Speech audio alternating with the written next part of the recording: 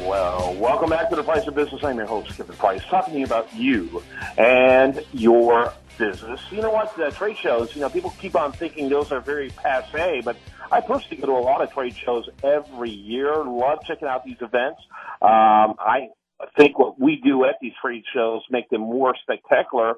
And we have a guest on who's really has become very creative, and his firm has become really creative when it comes to helping people get their biggest bang for their buck from trade shows. The company he's with is called Paul Charles and Associates, and his name is Paul Donahue. Welcome to the program.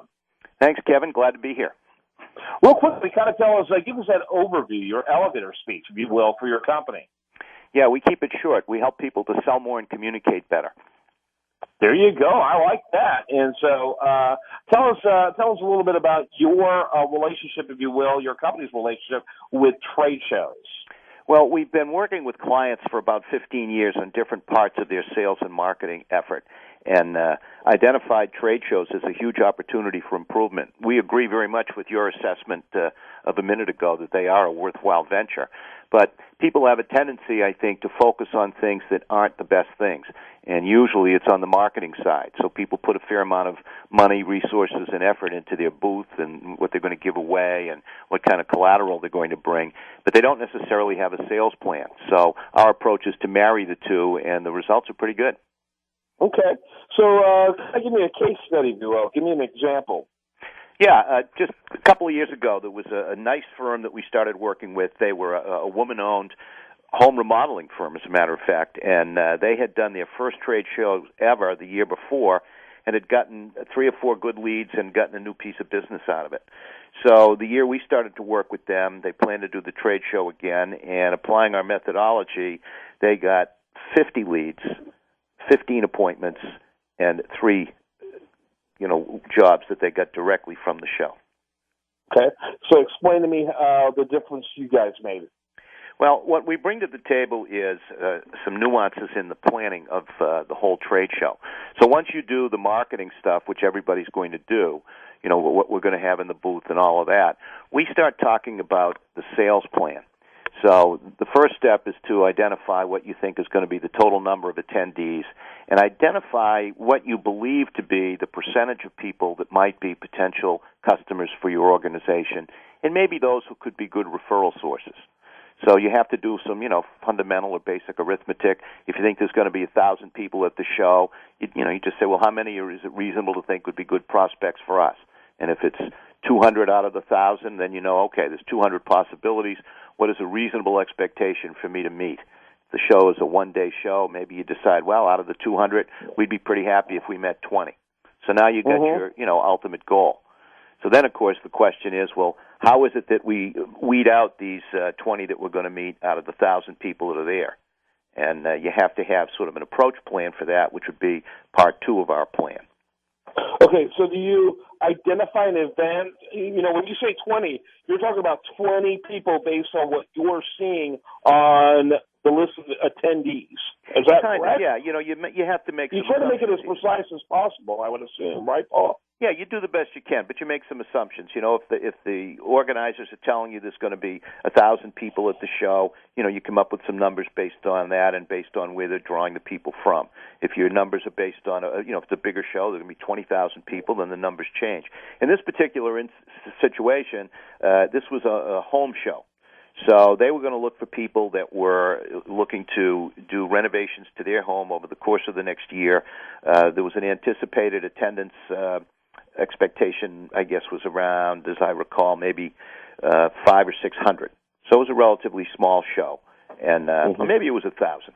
So they had thought, gee, out of the 1,000, maybe 20% would be considering home repair. I mean, there's a lot of other reasons people might attend a home show, but 20% seemed reasonable. So their objective for the day was to try to identify some percentage out of that, 200 that they thought might be possibly going to make a home repair or an addition or whatever over the upcoming year. So they had a plan.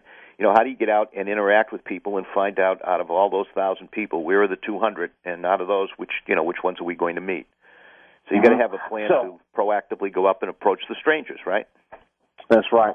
So with this, a couple of minutes left, what is part B of your plan? What does that look like? it's having 4 or 5 questions ready to go. So you have to be out, interact with strangers, and ask them 2 or 3 quick questions to determine are they a prospect or are they not. If they're not, very good. You hand them something and say thanks for stopping by. If they are, you're trying to engage them in the booth. If the conversation goes well, you more or less say, this sounds very interesting, and it sounds like we're pretty well aligned. I'm sure you have a lot of other things to do here at the show. Why don't we schedule a time to get together, and you try to schedule either an appointment or a specific time to call them on the phone. So, if your people in the booth do that all day long, each one of them is going to come away with a reasonable number of people who have agreed to meet with them or to take their phone call after the show. So then you leave the show saying we found X number of leads and we have X number of things scheduled. That's pretty good tangible results as opposed to what people often say is, well, we got our name out there. Right, exactly. Paul Donahue is our guest. He's with PaulCharles.com. By the way, what do you do for Paul Charles? It's my company, as a matter of fact. So Your I do company. everything. I shovel the front walk when it snows and handle the clients when we do it all. Okay. And how old is your firm? 15 years. 15 years. And how many shows are you helping clients with every year? It varies. Anything from maybe 6 to 10 shows on a slow year, a little bit more than that on a busy year. Yeah, very interesting. Very interesting. What part of the country are you in? We're in Greater Boston. Well, I couldn't gather that from your accent. Yeah, I'm totally floored. So I knew you're somewhere from that part of the country. Let's just put it that way, somewhere in the New England area. But your clients are from all over the country. This is correct. And, Kevin, if this is all right, we've created, because we were going to be your guest today, we created a special spot on our website, paulcharles.com/trade show. And everything we've discussed today and a little worksheet for people is all there in a concise 5-page packet. People are free to download it. There's no cost or obligation, but we thought maybe that would make your listeners find this a little more productive. Okay, so I'm looking at paulcharles.com. Where would that be? Where would we find that? If you go to www.paulcharles.com/trade show, it'll take you right to where you need to be. Trade show /trade show, folks. So make sure you check that out. And I have about 50,000 of my social media. We will mention that as well on our social media. So let's see what kind of response we get. All right. Again, Paul Donahue has been our guest. Enjoyed having him on the program. Enjoyed talking to him about what's going on when it comes to trade shows. I got to tell you, because of the times we're living in, you got to be smarter and smarter about everything you do, and that especially means something as costly as a trade show. And so I always encourage people to do their homework, talk to smart people like Paul. And Paul, thanks so much for being with us. Hey, enjoyed it, Kevin. Hope you have a great weekend. You too. Paul Donahue, paulcharles.com is the website. Make sure you check it out. I am Kevin Price. I want to remind you, best content here shows up over there at usdailyreview.com. And while at usdailyreview.com, make sure you like it on Facebook. Follow it on Twitter. You're listening to The Price of Business.